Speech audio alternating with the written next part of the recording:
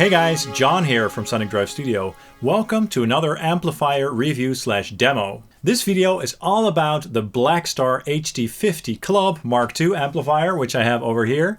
It's a really killer amp and you already got to hear it in the intro. I've gotten a lot of requests for Blackstar amps in the past, so I'm super stoked to finally have one on the channel. Now let's dive in and see what this amplifier has to offer. So this is the 50 watt HD Club Mark II amplifier, and it has two EL34s in the power section and two 12AX7s in the preamp section. So 50 watts is quite loud, so that's probably more than enough for most gigs. But if you want to play this amp at lower levels, that's no problem at all, because there's a wattage selector switch on the front, and that lets you choose between the full 50 watts or 5 watts. So that's a very handy feature indeed for when you're playing at home, or playing at night, or when the kids are sleeping, etc. So on the left of the front panel, we have a power switch and a standby switch, no surprises there. And right there is also the power or wattage selector switch that I just mentioned. And next to that, we have the master volume control and reverb level control. Now, a cool thing about the reverb on this amplifier is the fact that there is a switch on the back that lets you choose between a dark or a light reverb mode.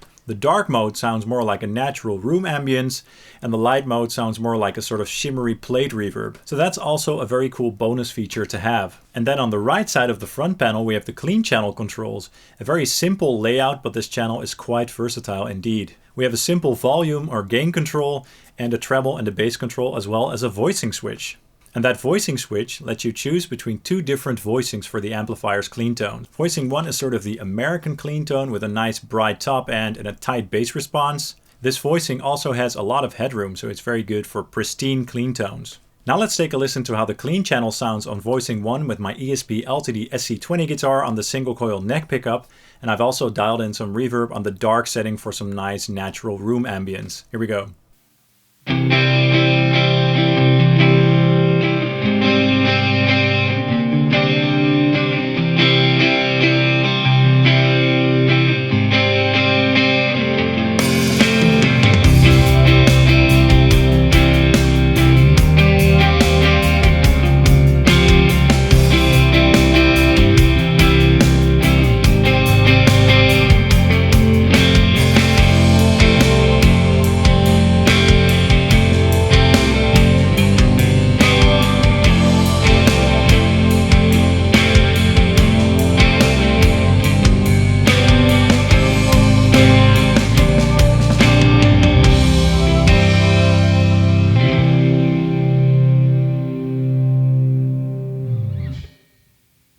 That sounded beautiful indeed. What a great clean tone and what a nice sounding reverb. And then we have the second voicing, or the LED-on voicing, which has a more of a British tone to it. And this channel can also be pushed up to a very nice overdrive. This voicing has a bit of a looser and warmer tone overall, and it kind of reminds me of how a Vox amp sounds. I'm really loving the clean channel on voicing 1 for some crunchy grit, so let's take a listen to that with my ESP LTD Elite Eclipse 1 guitar. I'm playing that guitar on the bridge pickup, which is a Seymour Duncan JB. And I've also dialed in the reverb, but this time on the light setting for some nice shimmery plate reverb. Here we go.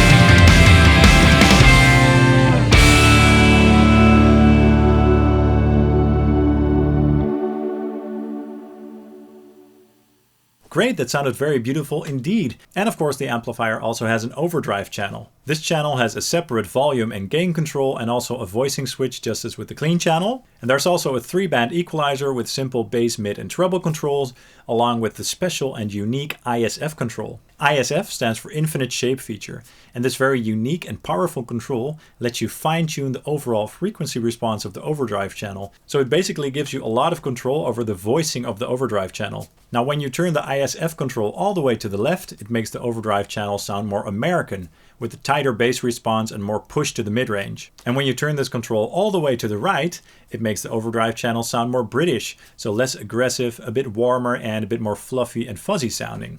And of course there are infinite shades in between, so that's a very cool and unique feature to have on an amplifier. And like I said, the overdrive channel has two voicings, just as the clean channel. Voicing 1 on the overdrive channel has a very classic and sort of loose sound to it. It's a very versatile channel. You already got to hear this voicing in the intro with a lot of gain, but don't be mistaken, because this channel is also very capable of some very nice classic crunch tones. So let's take a listen to that right now.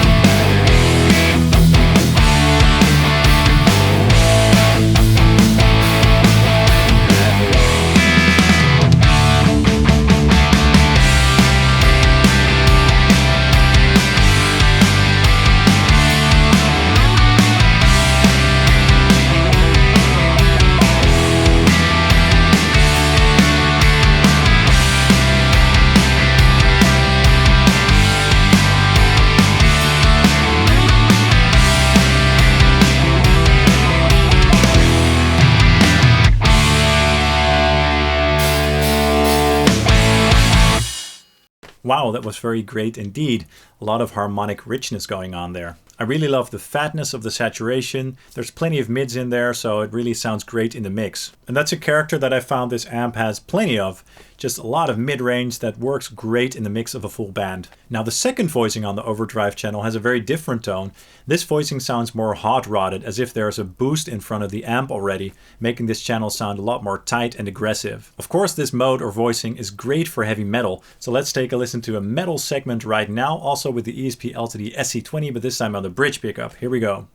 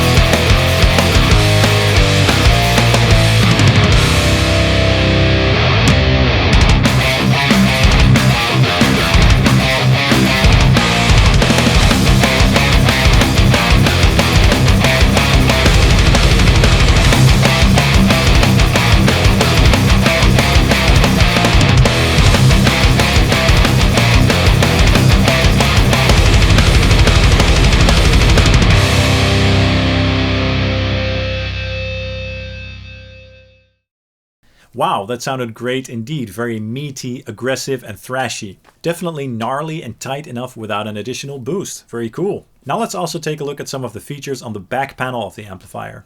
On the left side we have a USB jack. You can use this to record the amplifier directly into the computer, and you have 4 different channels there.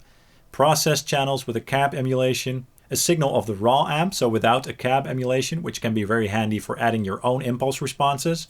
Next to that we have 2 foot switch jacks and an effects loop, which a lot of people really need in their amplifiers. So that's a very cool feature indeed. And then we have the reverb selector switch that I mentioned earlier with the dark and light voicings. And next to that we have the emulated out with some cab sims on there, which can be very handy for practice, recording or playing live. You can also plug your headphones in there or take the DI signal from the XLR out. Overall, I think the amp is pretty darn cool, and you'll be seeing more of it on the channel. The amp is quite affordable and it has some great features. The construction seems very solid overall. The tones are also very solid and they sit very well in the mix. So what's not to like about this amplifier? I mean, it can do everything from very nice clean tones all the way up to very cool, crunchy high gain tones and everything in between basically. Sometimes I did miss a presence control on there. A presence control can be very handy to sort of fine tune and dial in the top end of your amplifier. But since the amplifier sounds pretty balanced overall, I don't think that a presence control is a necessity on this amplifier. That's all for this video. Thank you so much for watching. Please drop a like and a comment down below. And also feel free to hit subscribe along with the notification bell to stay up to date on all of Sonic Drive Studio's activities. And also follow me on Facebook and Instagram. Thank you so much, and I'll see you in the next video. Cheers!